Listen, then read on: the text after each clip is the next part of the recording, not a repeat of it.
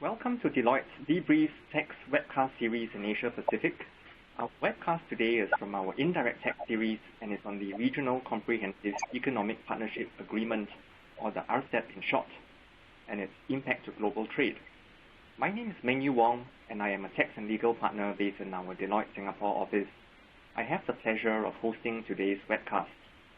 I'm pleased to introduce our speakers today, where we are joined by David Ware, a partner with our Australia office. David is based in Melbourne, and he leads the customs and trade practice in Australia. David focuses on bringing innovative customs solutions in the market and is currently the global project lead for Deloitte's customs data analytics tool, the Global Trade Radar. Next, we have Dolly Cheng, a partner in our Deloitte China office. Dolly leads the customs and trade practice for Eastern China and is based out of Shanghai. She has close to 20 years of experience practicing in the area of customs and trade, having assisted many multinationals who have entered China over the years that it has become part of the WTO. And finally, we have Mitsuko Fukunaga, a partner in our Global Trade Advisory practice based in Tokyo. Prior to joining Deloitte, Mitsuko worked for a leading Japanese manufacturing company, where she brings in-depth industry experience dealing with various customs and trade matters and optimize the supply chain. You may access the bios of our speakers at the top left-hand corner of the screen. Before I introduce the agenda for today's webcast, I'd like to take a moment to highlight some of the features of our new webcast console. Firstly, all the users are in listen-only mode, and if you have any content-related questions, you can submit it at any time in the Q&A box, and we will do our best to respond to the questions at the end of the presentation.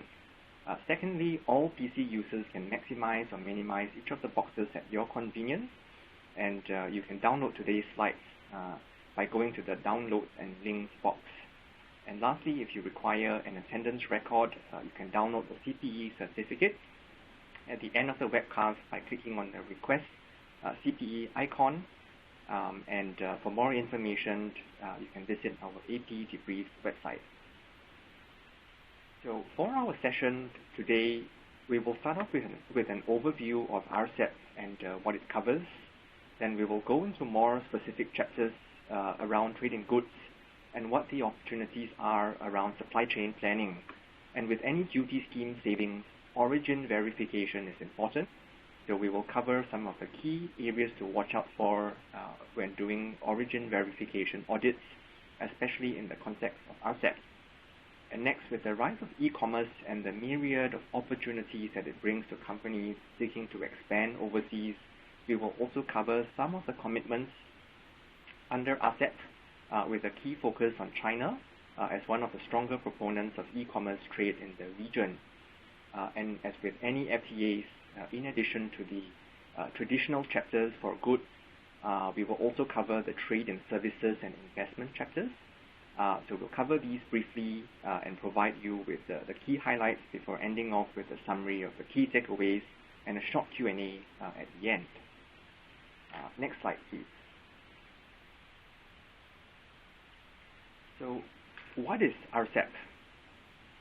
It is known by many names, either as a multilateral free trade agreement or a mega regional free trade agreement that was signed on the 15th of November last year between 15 member countries comprising the 10 ASEAN member states and also 5 of the larger economies in the APEC region, comprising China, Japan, Australia, Korea, and New Zealand. The Rcep was designed to integrate and update all of the existing FTAs signed between these 15 countries and combine them into a single multilateral pact within the APEC region. It is also the first FTA to connect 3 of the largest Asian economies, namely China and Japan, and between Japan and South Korea. The agreement will take effect at least after 6 of the ASEAN countries, and 3 of the non-ASEAN countries ratify the agreement, and that is expected to be at the end of 2021 or even going beyond into 2022. Next slide, please. So what does the Rcep cover? Essentially, the agreement consists of 20 chapters, 17 annexes, and 54 market access schedules. The chapters can largely be divided into 5 broad categories, the trade in goods chapters, the trade in services chapters, the business environment chapters, the developmental chapters, and finally the transparency chapters. On the next slide, in terms of the opportunities available, without going too much into detail, as we will be covering the contents throughout the presentation, this slide shows you the overview of the opportunities under each of the respective chapters, ranging from duty reduction opportunities over a 20-year period under the trade in goods chapter, opening up of services markets and the ability to move people and business travelers into the different 15 countries, the protection of investments, transparency with regards to access to government procurement tenders for both goods and services, and finally the avenue available to companies and member states when FTA benefits cannot be obtained due to frustration brought about by member state action.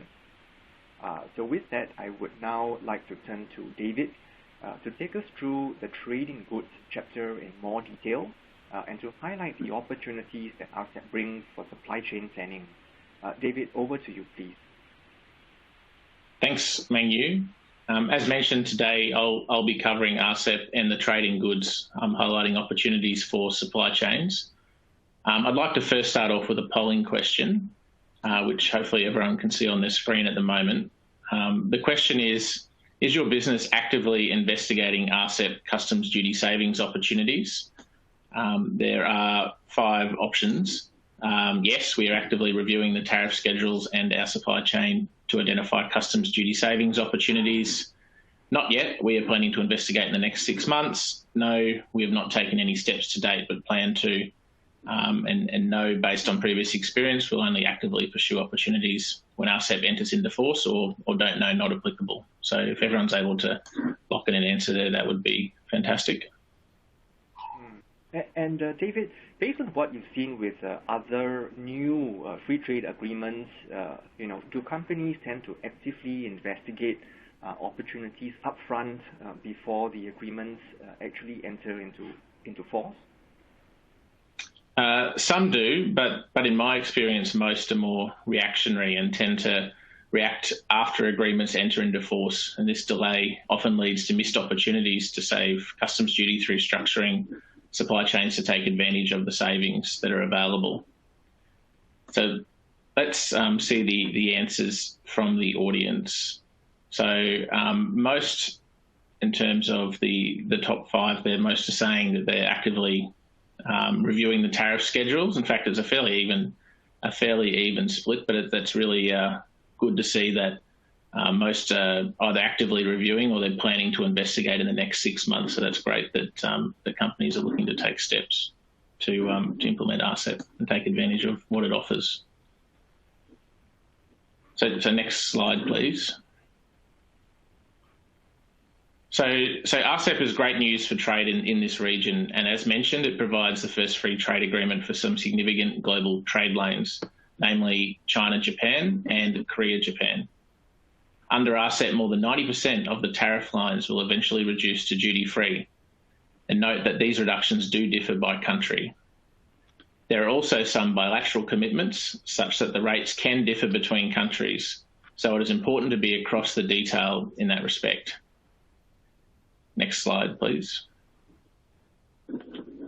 So at present, Asia-Pacific has many free trade agreements. Some are multilateral and some are bilateral, but no Asia-Pacific FTA is of the scale of Rcep. The current situation means that there is a need for suppliers and manufacturers to assess eligibility of the same goods under multiple free trade agreements, depending on the destination country. This means there are different rules of origin to consider, different cumulation rules, different certificate of origin requirements, and different consignment rules.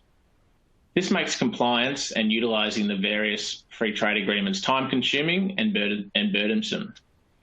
Rcep does provide the opportunity to remove this complexity by having one consistent approach across 15 countries. Next slide, please. So in relation to the rules of origin, Rcep brings one set of unified rules of origin and removes the need to consult with multiple sets of rules. Rcep, in most part, does have friendly rules of origin, or in other words, somewhat low thresholds when goods are imported from non-Rcep countries and then further manufactured in an Rcep country. One issue to consider, and this applies to all free trade agreements, when doing a regional value content calculation, is the issues that retrospective transfer pricing adjustments can cause. For example, if raw materials are imported at a transfer price between related parties, and this price is used as part of the regional value content calculation, and the qualification or non-qualification is close to the required percentage, a post-importation adjustment to value may actually change whether particular goods meet the rule of origin or not, which can impact the eligibility to use a free trade agreement, or can impact eligibility to use a free trade agreement that's already been used, for example. So this is something to consider and something that is relevant, particularly as we see most multinationals undertaking year-end transfer pricing adjustments. Accumulation. So this is a significant advantage of Rcep, as content and materials from any of the 15 countries is considered originating content. This provides manufacturers with choice in terms of sourcing inputs, as no matter which of the 15 countries the inputs are from, they are considered as originating content for rule of origin determinations. Next slide, please. On certification of origin. So at present, some free trade agreements require certificates of origin to be issued by an authorised authority, issuing authority, and this is the only option. While that still exists under Rcep, there will be an option for exporters to register with the authorities in their country to become an approved exporter. The processes to do this will differ by country, but at a high level, the exporter will need to have a good compliance record, demonstrate knowledge of how rules of origin work, and maintain an adequate record-keeping system, among other requirements. So if you are an exporter, you should monitor these requirements in the relevant countries, as being an approved exporter may give you a competitive advantage over your competition and may well even be a requirement from the purchaser.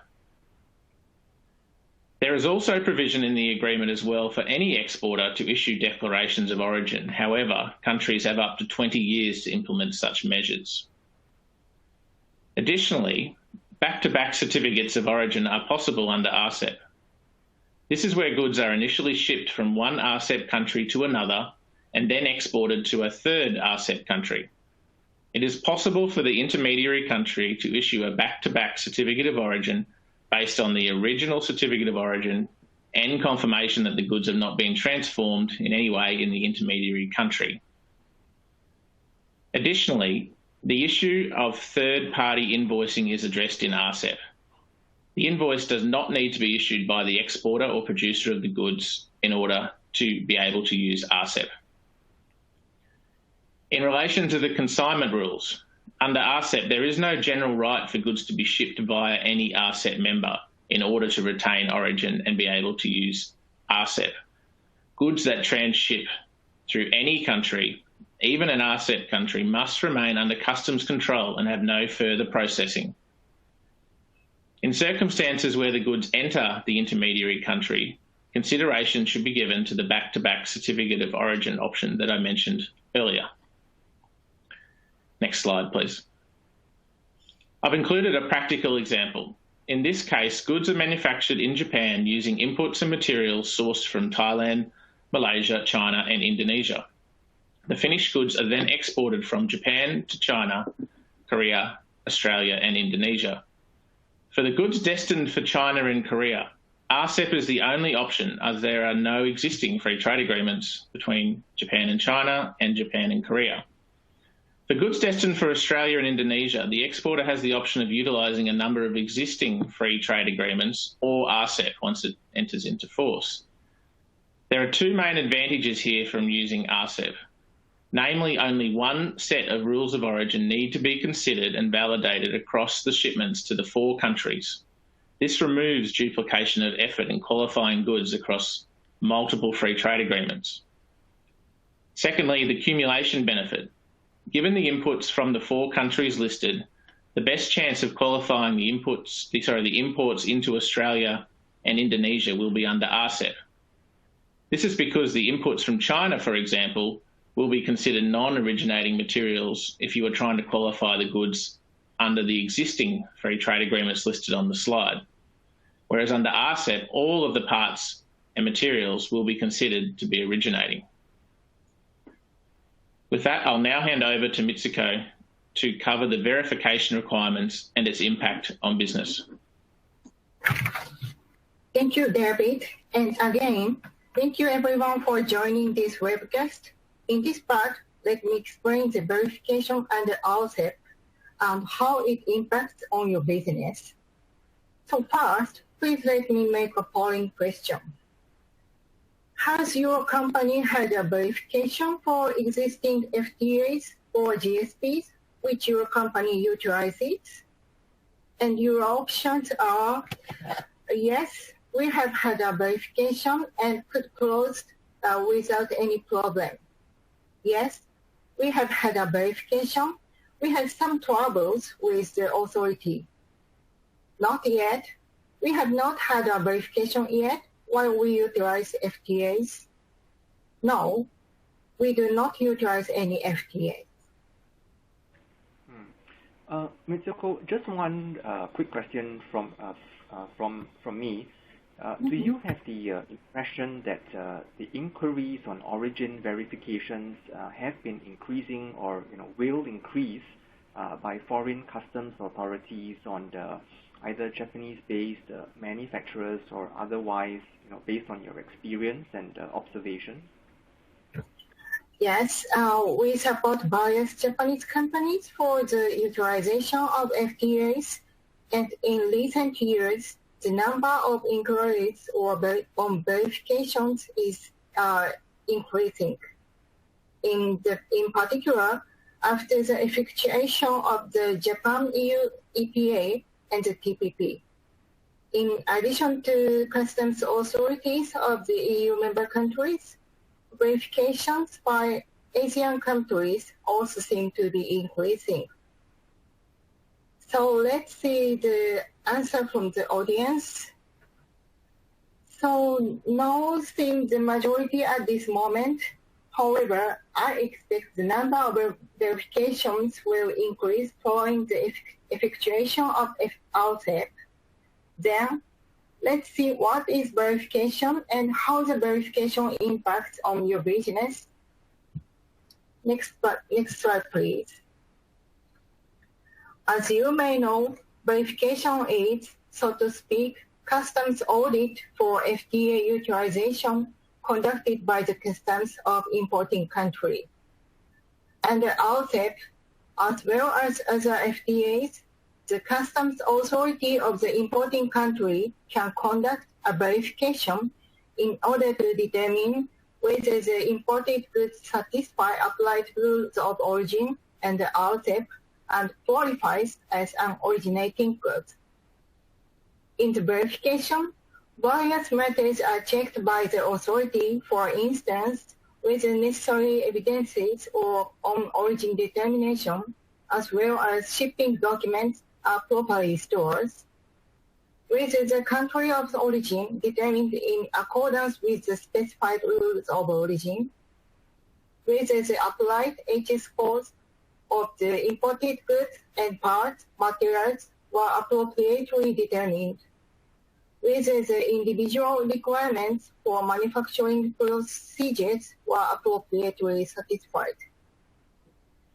If your company is subject to verification, you need to answer to these inquiries and provide necessary evidences in a timely manner. Next slide, please. So there are 4 patterns of verification under Rcep. First, the customs authority of importing country make a written request for additional information from the importer. Second, the customs authority makes a written request for additional information from the exporter or the producer, manufacturer of the exporting country. Third, the customs authority makes a written request for additional information to the authority of the exporting country, which issued certificate of origin or other competent authority. And fourth, the customs authority makes a verification visit to the exporter or producer in the exporting country. Pattern 1, 2, or 3 are popular patents, but the user of Rcip can also receive a verification visit that is pattern 4. In this case, a large amount of manpower is required. Further, pattern 1 is a pattern in which importers are required to provide additional information. However, information on the country of origin is generally held by exporters or producers. So, it is very important that importers, exporters, and producers confirm how to respond and how to contact each other if they receive verification. Next slide, please. Then, let me make the third following question. Does your company have internal rules, guidelines, or operational flows for origin control to utilize FTA and FTA verification? And your options are, yes, we have both internal rules, guidelines for utilizing FTAs and operational flows for verification.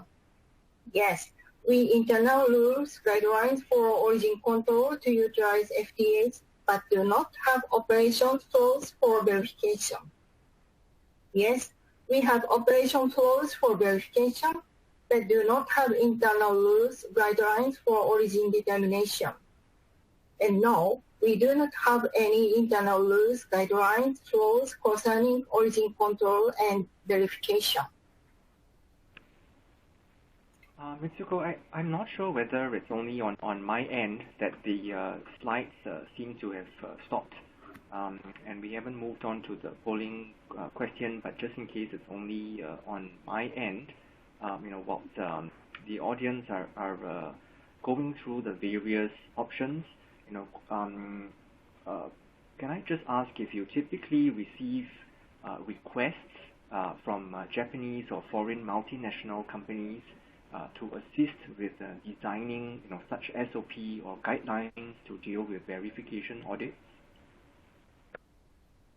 Yes, such requests seem increasing after the signature of our Rcip, especially by the Japanese companies. Together with the establishment of rules or guidelines, some companies are considering to utilize IT solutions for secure use of FTA. So then let's see the answers from the audience. Okay, so no seems major at this moment. However, as the number of verifications increase, the necessity to establish internal rules or guidelines are increasing. So next slide, please. If you receive verification, and in case the customs authority denies the originating status of the imported goods, the goods should not be subject to preferential tariff under Rcip. In such a case, verification may have significant impact on your business. Needless to say, there will be monetary impact. In addition, other impacts should be taken in consideration. For instance, a large amount of manpower is required in order to respond to additional requirements of customs authority. Impact on supply chains like suspension of customs clearance. Further, to fail in verification may cause reputation risk. Next slide, please.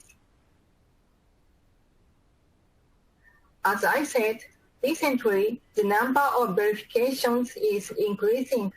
There are some reasons, for instance, decrease in tariff revenue due to increasing the number of FTAs.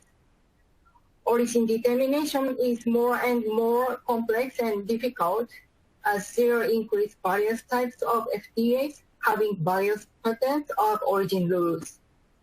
Further, introduction of self-certification scheme may cause the increase of verifications. I suppose the number of verifications will further increase once Rcep is entered into force. So, it is strongly recommended that the company who would like to utilize Rcep need to take necessary actions before the effectuation of Rcep.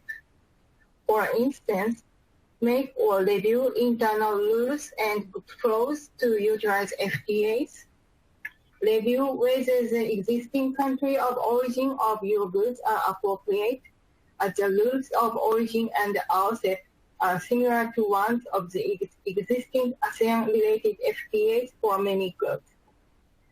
Confirm you can receive appropriate supplier certifications from your part suppliers. Train persons concerned. Further, utilization of IT tools can be a good solution to avoid compliance risk. I believe the effect of FTA is maximized by using it appropriately. So it's all for my part. Thank you very much. Now I'm back to Meiyu. Thanks, Mitsuko. As you were going through that session, I think we received a query from the audience on under what situation or circumstances that origin verifications would be done. I guess in a nutshell, this would typically be where items that are subject to preferential tariff would otherwise be subject to a higher duty on an MFN basis, and therefore there is a lot more impetus or interest by customs authorities to audit to make sure that those goods actually satisfy the origin rules to be able to benefit from preferential duty. Thank you, Mitsuko. I think the topic of verification is generally under discussed, and with any new FTAs, most planning is usually done to benefit from preferential tariff on imports, as opposed to doing post-import planning, and to ensure that the claims can withstand customs scrutiny later on. And as we all know, audit and investigations can be 3 years, can be 5 years. Some limitation periods are also up to 7 years. So I think this discussion is definitely very helpful to let our audience know that when planning upfront, that they should also have a section on the audits as well.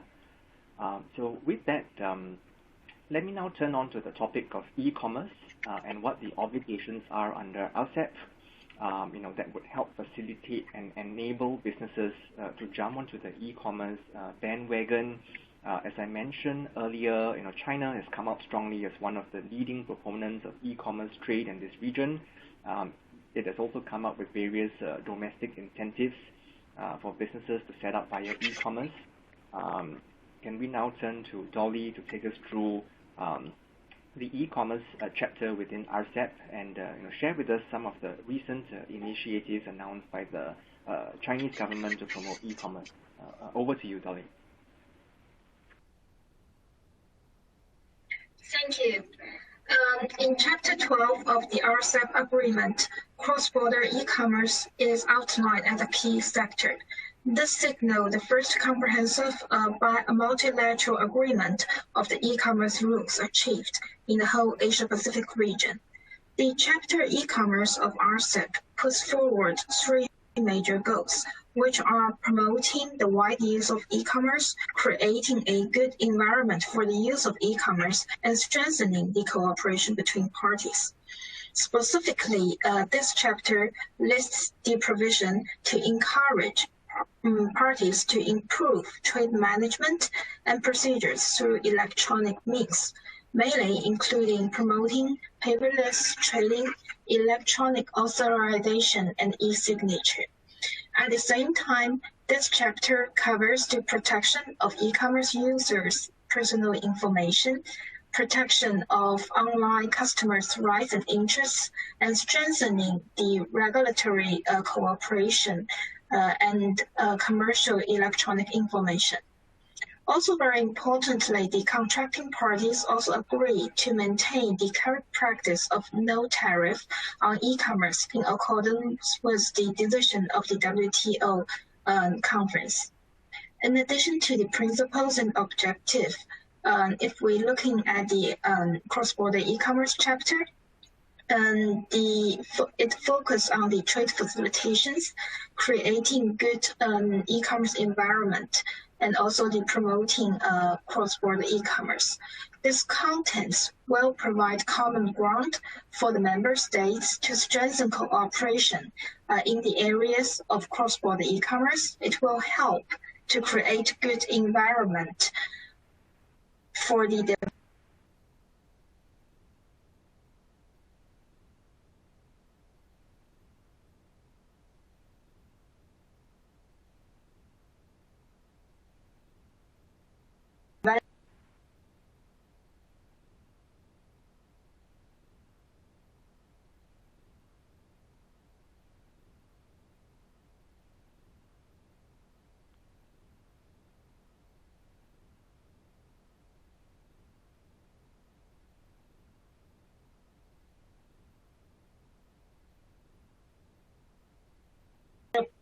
of e-commerce and greatly promote the development of e-commerce in this region.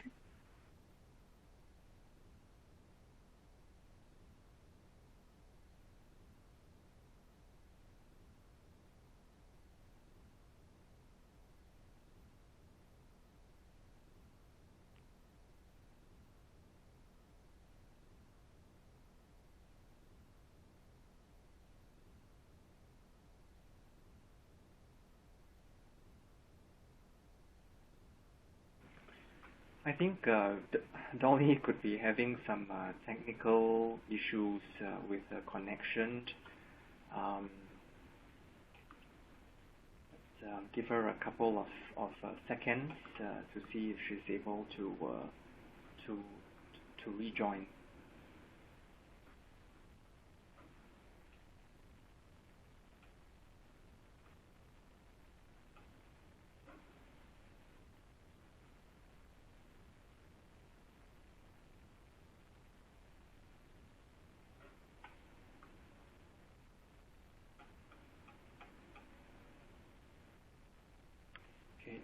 If not, I will be more than happy to cover.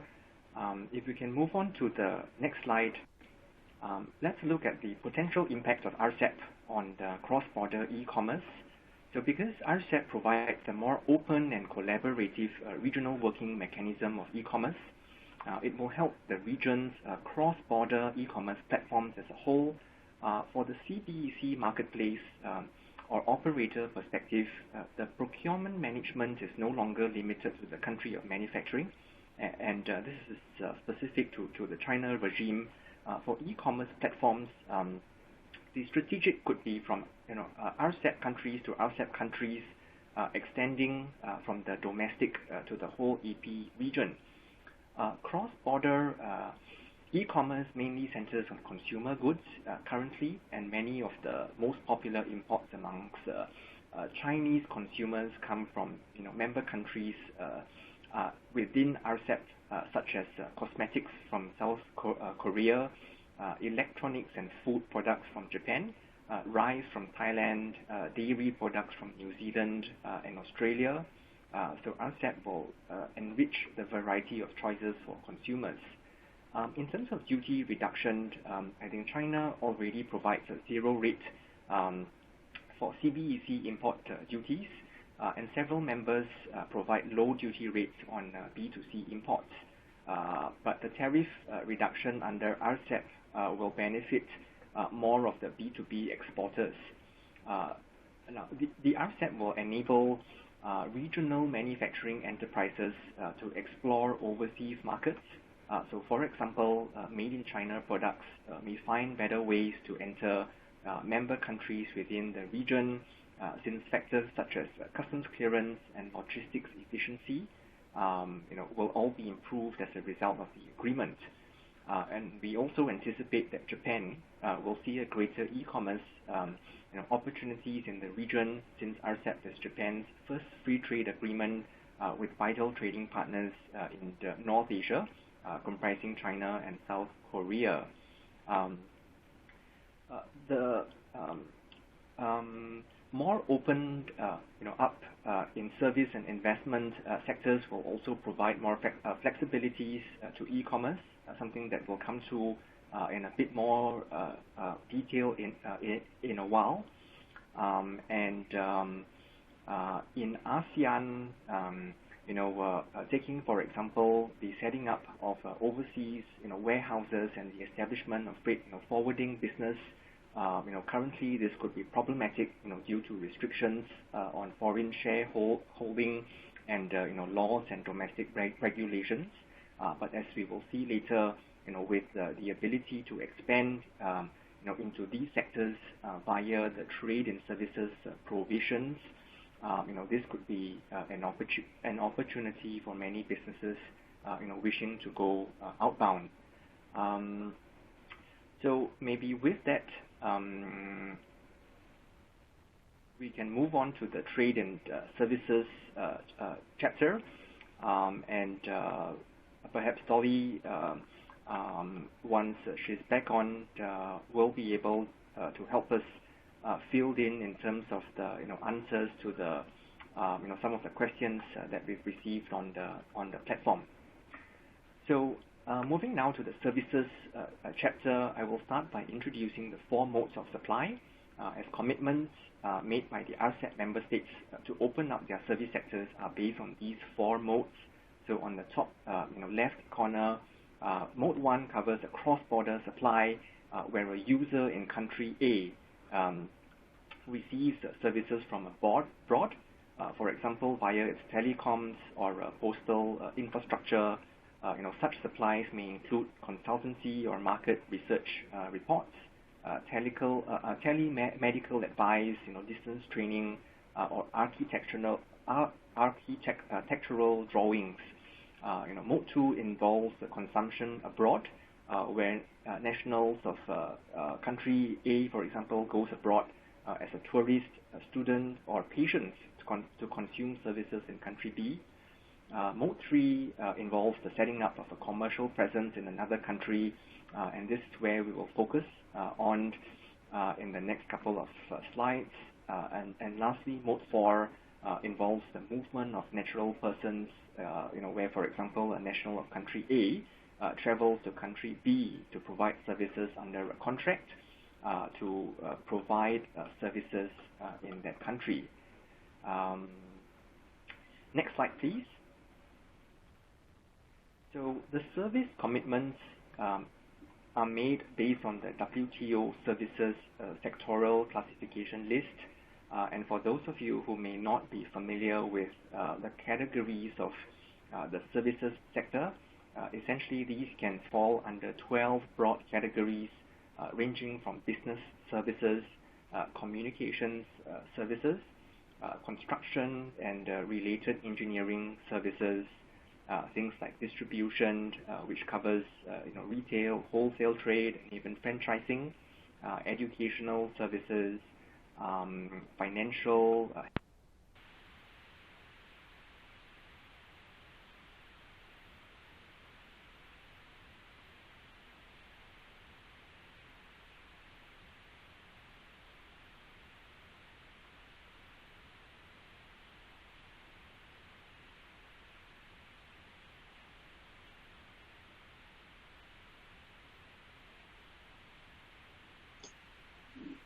Okay, it seems we've lost Meng Yu there, so I can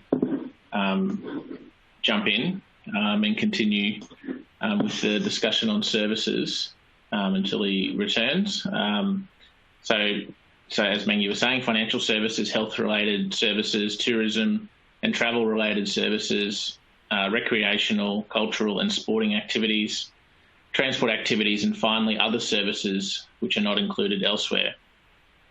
So depending on which service industry companies are seeking to access, the ability to access such markets will differ based on the specific commitments made by the relevant member state. Let me provide an example in the next slide of five certain selected services and the types of commitments made by countries such as China, Thailand, Vietnam, and the Philippines.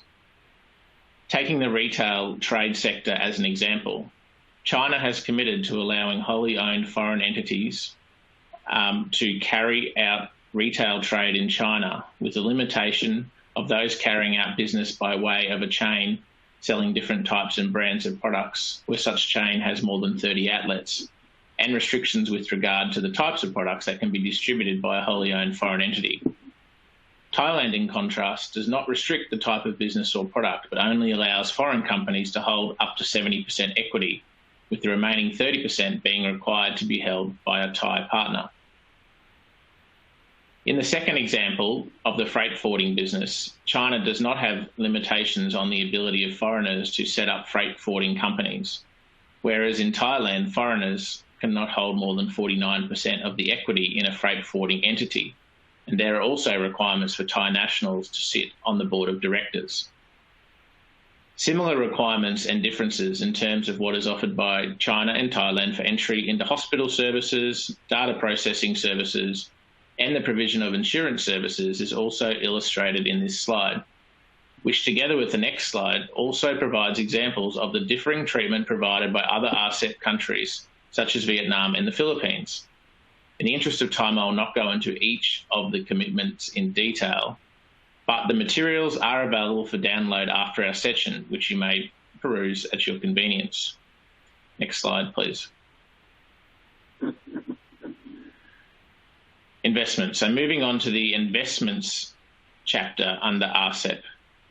There are few articles which companies should take note of, as these should be read together with the services chapter, as they provide protection to investors of one Rcep party when making investments in another Rcep party. Some of the key provisions that I would like to highlight are Article 10.2, which provides that this chapter applies to investors of another Rcep party or any covered investments, as the term is defined within the agreement. Next, Articles 10.3 and 10.4 provide the general commitment on member states to afford national treatment and most favoured nation treatment to any foreign investor. Are you back, Meng Yu? Just to quickly check. If you okay, I can hand it back. Yes, I can. Okay, great. So thanks for covering, and our apologies to the folks in the audience. I think this is the first time that we're making use of this new platform, and I guess some technical difficulties, so our apologies for that. So let me just pick up where you left off, David. So Articles 10.3 and 10.4 provide a general commitment on member states to afford national treatment and most favored nation treatment to any foreign investor. And what this means broadly is that member states are required to treat foreign investors and local investors equally and not have rules that discriminate against foreign investors, which is normally the case. Of course, these are subject to the general reservations in Article 10.8. Articles 10.6, 10.11, and 10.13 go further to outline the types of measures that Rcep member states cannot impose on foreign investors. And there are also provisions that provide for the payment of compensation in the event of government expropriation or in the select events such as war, riots, or the declaration of emergency. And I think during this period, I think we have seen that happened in a few countries, and where this results in loss to the business in one country, these provisions could be availed of to see whether there is an ability to make claims against member governments. Next slide, please. So here we turn to government procurement. A few points on the government procurement chapter within Rcep, as the ability to supply goods and services to governments around the world represents a key opportunity to businesses, given the often large investment spend that governments have when they procure goods and services. As many of those on the line, may be aware, the process of tendering for supplies of goods and services to governments are often complex.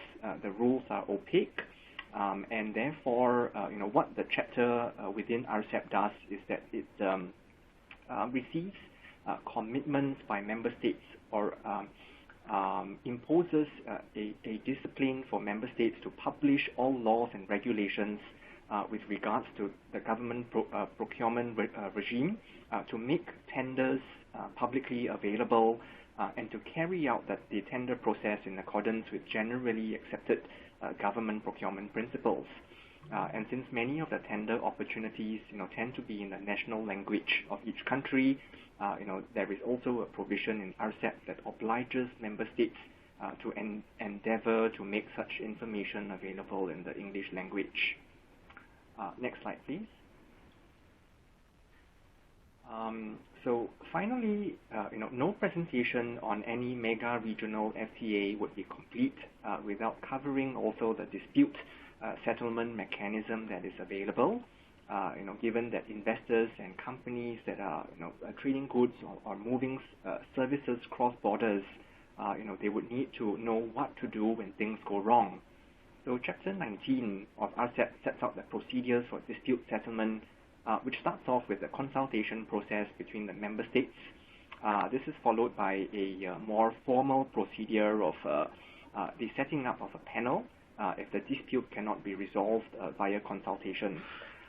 So following this review, it is found that a member state has failed with regards to its commitments under Rcep, whether to reduce duties on certain goods or in preventing access to its markets, services markets, or even expropriating investments in their country.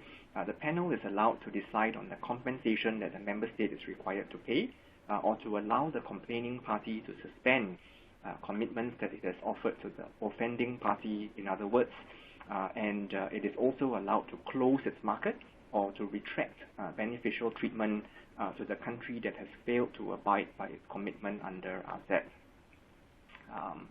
Now that brings me to the end of this part of the presentation.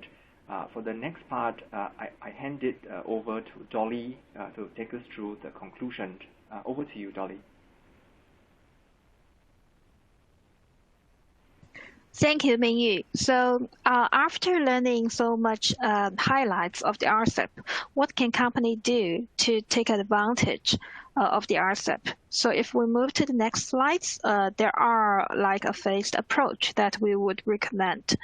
At the first step, companies are advised to examine the Rcep and identify the chapters that are relevant to their specific case. From a trade in goods perspective, the implementation of unified rules of origin under Rcep will contribute towards greater flexibility for companies to sourcing from a larger pool of supplies and the choice of where to centralize its manufacturing location, and resulting in more cost-efficient supply chain and more trade connectivity within the region. This will be supported by the increased trade facilitation measures under the Rcep.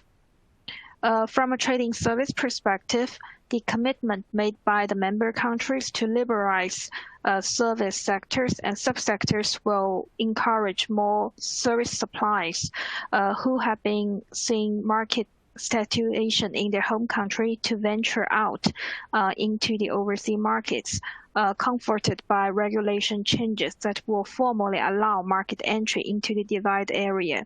This will further result in greater trade connectivity and integration of business operation within the 15 member countries. Similarly, increased overseas investment are likely in the relevant sectors committed for open under the investment chapters, while via direct equity shareholding or joint venture with domestic partners, commitment around freer capital flows will also provide the assurance for companies to venture abroad into the market of the other member countries. And at the second step, companies should put the Rcip in the context of their own business plan. For example, companies can review the supply chain to identify whether there's any opportunity for preferential tariff claims and potential market expansion options. Considerations can be given to leverage some trade tools. For example, deploying a global trade radar, property Deloitte tool to carry out data analytics of current supply chain and trade flow in order to mapping out the company's existing regional footprint and looking at import-export data filed with customs authorities. And this will help to identify and priority the areas for the companies. And then, based on the opportunities identified, company can define the steps required in order to realize them, whether a structural or process change are required, and other strategic considerations should be taken place. For example, companies can review the production processes, value adding, and other activities alongside the supply chain to determine whether the goods could satisfy the relevant rules of origin prescribed under the Rcip, or making changes to existing process and activities in order to benefit from the Rcip. In case the company operate across multi-jurisdiction and trade a lot of products, it is also strongly recommended for companies to utilize technology in order to simplify the increasing compliance needs.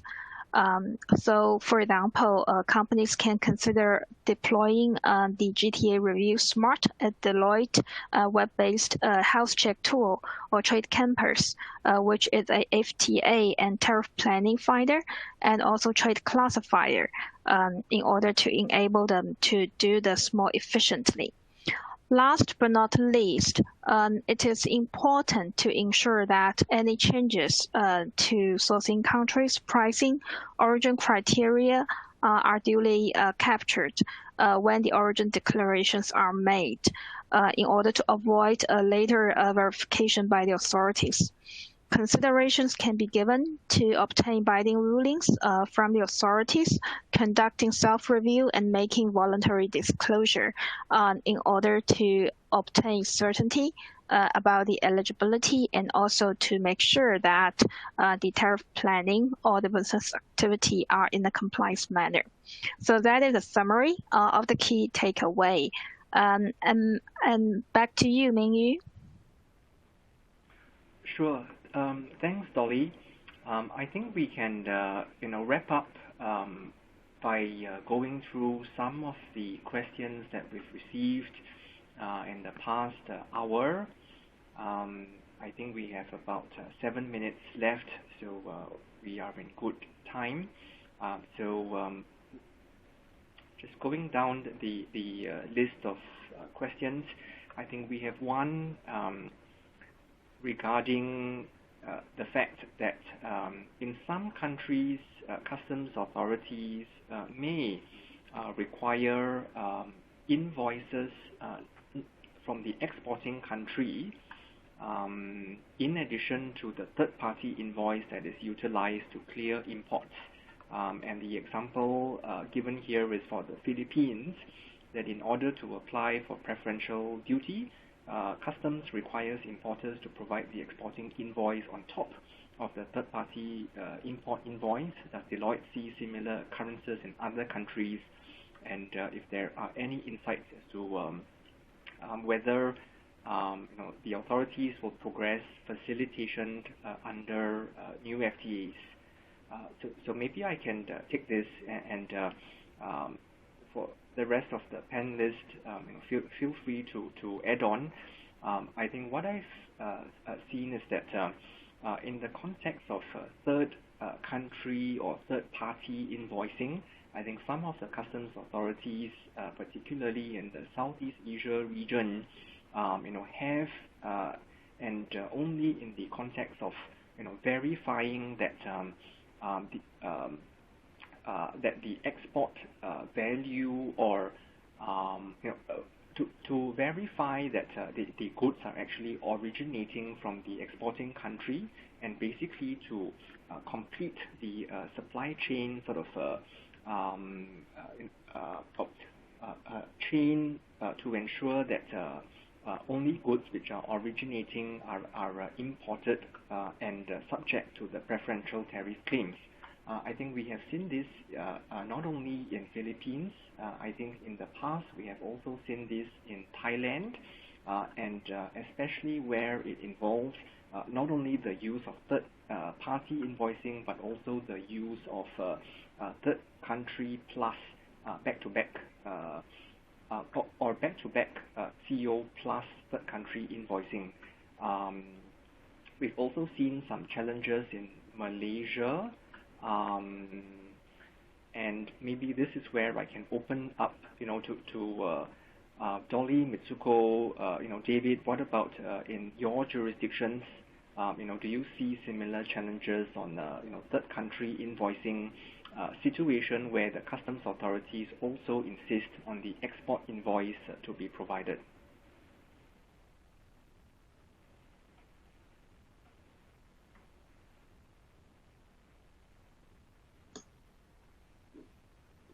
You can turn first perhaps to David. So yeah, thanks, Mengyu. So not really in Australia. They wouldn't usually ask for that sort of detail. Usually the certificate of origin and the import invoice is sufficient in terms of the documentation that customs are wanting to see. I'm not sure, Dolly, any comments for China? Yeah, for China, we do see from time to time, it's possible that customs may want to see the whole audit trail of the different invoices, including the export invoice, to make sure that the third-party invoice or third country invoice is authentic. But in the case that there are some information which are sensitive, such as the exporter's price information, it is possible to align with customs that only to show some of the data fields, because the key purpose for customs at the destination country is to verify that the goods stated in the origin certificate and export invoice are consistent with what is imported. Yeah, mainly that is our experience. It's possible, but can be managed. What about in Japan, Mitsuko? Thank you, Mengyu. Japan, as for Japan, the same as Australia. And so, the authority do not require such additional invoices. Okay. I suspect that as we move towards self-certification and the combining of single windows within more countries, or even direct submission of ECOs by one authority to another, this could hopefully be a concern of the past. Yeah, but I guess in the meantime, certainly something that I think many businesses also face, and practically to manage the concerns about price, sensitivities, and also managing the leakage of such information to the importers. Then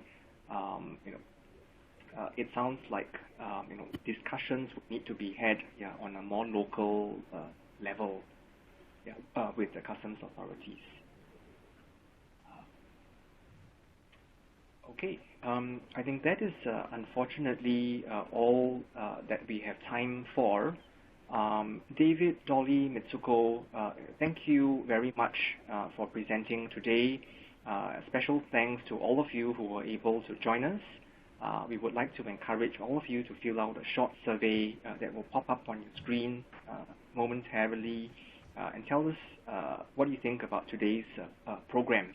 If you join us late, there will be a recording of this presentation that is archived.